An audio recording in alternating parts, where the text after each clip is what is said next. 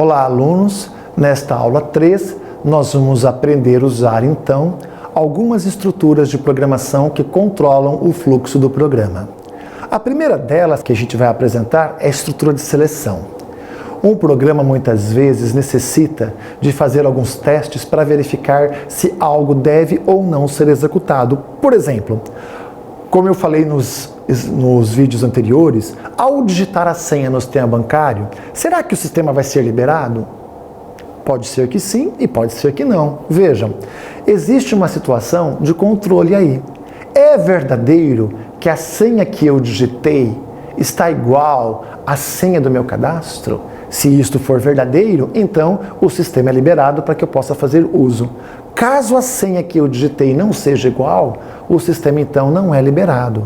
Para que eu possa programar esse tipo de controle no programa, nós temos o que nós chamamos de estrutura de seleção. E em Python, isso é feito com o comando if. Vamos então agora entender como é que o if é a estrutura do if em Python. Vejam, todo if vai ser colocado e na frente do if uma condição deve ser escrita. E essa condição é a condição que define se o valor for verdadeiro dessa condição, aquilo que vem depois dos dois pontos será executado. Caso esta condição seja falso, aquilo que está depois dos dois pontos não será executado. Veja aqui este exemplo bem simples. Criei uma variável a com o valor 5 e fiz um teste logo em seguida.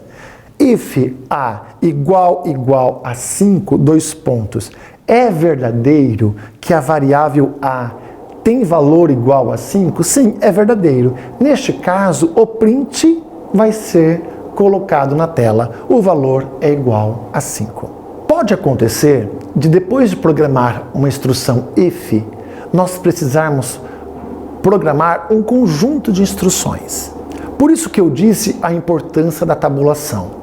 Em Python, tudo que eu programo na mesma tabulação pertence àquela estrutura de programação. Vejam, se eu programar um if, não importa qual seja a condição, dois pontos, dou um tab, dou uma tabulação, todas as instruções programadas nessa mesma tabulação serão executadas se aquele if for verdadeiro.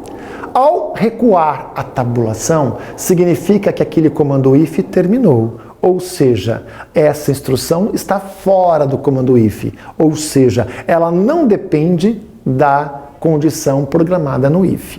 Então, nós vamos usar o tabulador para indicar dentro do if ou fora do if. Também podemos trabalhar em Python tanto com a veracidade quanto a falsidade. Se algo é verdadeiro, executa um bloco de programação. Caso seja falso, executa outro bloco de programação.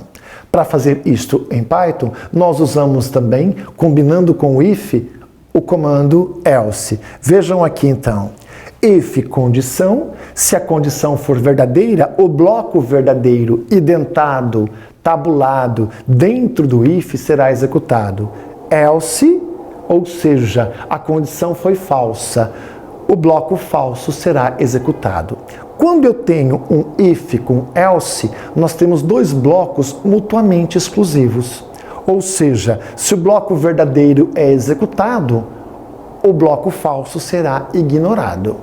Se o bloco verdadeiro for ignorado, então o bloco falso será executado. Vamos ver um exemplo aqui, onde eu pego um número pelo teclado e defino se este número é um valor par ou um valor ímpar. Lembrando que no algoritmo, na lógica, um valor para ser par, basta dividi-lo por 2. Se eu divido um valor por 2 e o resto dessa divisão for 0, é porque então ele é um valor par. Caso o resto da divisão por 2 seja um valor 1, é porque este número então é ímpar. Olha então este exemplo que a gente fez aqui. Num recebe int input, digite um número.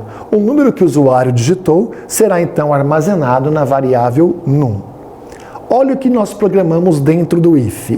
If num Esse porcento 2 não é porcentagem 2, é resto.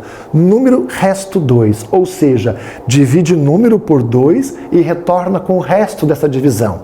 Se o resto da divisão de número por 2 for igual a zero, igual a zero não é uma atribuição, é uma comparação de igualdade. Se o valor da divisão por 2 der resto zero, o que eu vou escrever na tela? 2 pontos. Print, o número tal é par. Caso o if dê falso, se eu digitei, por exemplo, 11, 11 resto 2 dá 1, 1 é igual a 0, falso, ele vai executar o comando else. Ao executar o comando else, o que será colocado na tela então? Print, o número num é ímpar. Nós programamos aqui um if com else. Ao executar este programa, ou o print número é par será colocado na tela, ou o print número é ímpar será colocado na tela. Nunca os dois simultaneamente. Em Python, quando nós temos várias situações de else para fazer vários testes, por exemplo, lá no sistema bancário, é verdadeiro que eu escolhi a opção saldo? Não. É verdadeiro que eu escolhi a opção saque? Não. É verdadeiro que eu escolhi a opção extrato? É verdadeiro que eu escolhi a opção pagamento? Veja, eu tenho várias opções de testes lá no sistema bancário. Então, o que acontece? Em Python, ao invés de ficar escrevendo if, else, para cada situação como esta, eu posso escrever uma combinação de else com if, que é em Python que nós chamamos de elif, que nada mais é do que a junção de um else com um if. Vamos ver um exemplo aqui. Vamos supor então que eu tenho um menu de pizzas. Digite 1 para mussarela, 2 para calabresa, 3 para lombinho. Op, que é a variável opção. Qual é a opção da sua pizza? Digite o código de sua pizza. Fiz a entrada de dados, está na variável op.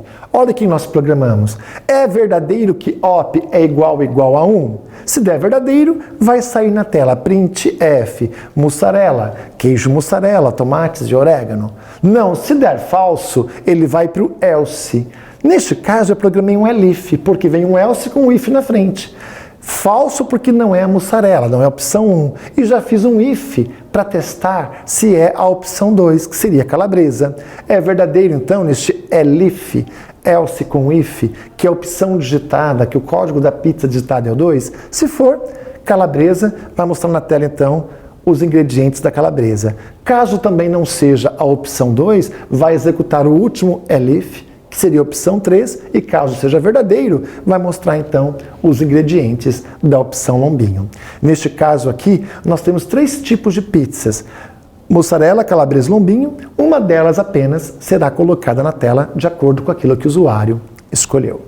Só para encerrar esta aula, toda vez que a gente escreve um if, vem na frente aquilo que nós chamamos de condição, para testar a veracidade ou a falsidade. A condição pode usar operadores relacionais que aqui estão.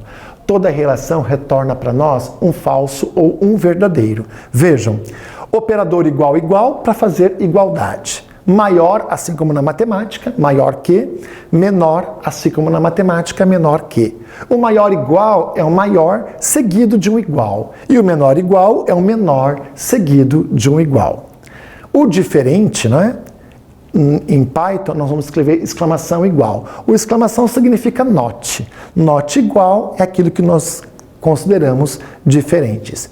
E quando eu preciso combinar 2 ou mais relações, por exemplo, um aluno vai estar aprovado se tiver média maior ou igual a 7 e frequência maior ou igual a 35. Veja, eu precisei comparar 2 relações, ter média e também ter frequência. E aí nós temos então aquilo que nós chamamos de operador lógico. Eles serão usados para fazer 2 ou mais relações concomitantes juntamente num mesmo comando if. Veja, eu vou usar o AND para usar a operação e, eu vou usar o OR para o ou e o NOT para o não. O operador e, ele é um pouquinho mais exigente, né? O e, ele dá verdadeiro quando todas as relações forem verdadeiras. Veja, é verdadeiro que a minha média é maior que 7? E, é verdadeiro que a minha frequência é maior que 7? Se ambas são verdadeiros, o e dá verdadeiro, então o if é executado. Se no e, uma das relações que eu estou programando for falsa, o e então vai dar falso e então aquele if não será executado. Quando eu uso o operador ou, o ou basta que uma relação seja verdadeira que o ou é executado. Se algo é verdadeiro ou algo verdadeiro ou algo verdadeiro, basta uma relação ser verdadeira que será executado. O ou só não será executado quando todas as relações envolvidas no teste if forem falsas. Com isso, então, nós encerramos esta aula que apresentou para vocês a estrutura de controle e de seleção if, else do Python.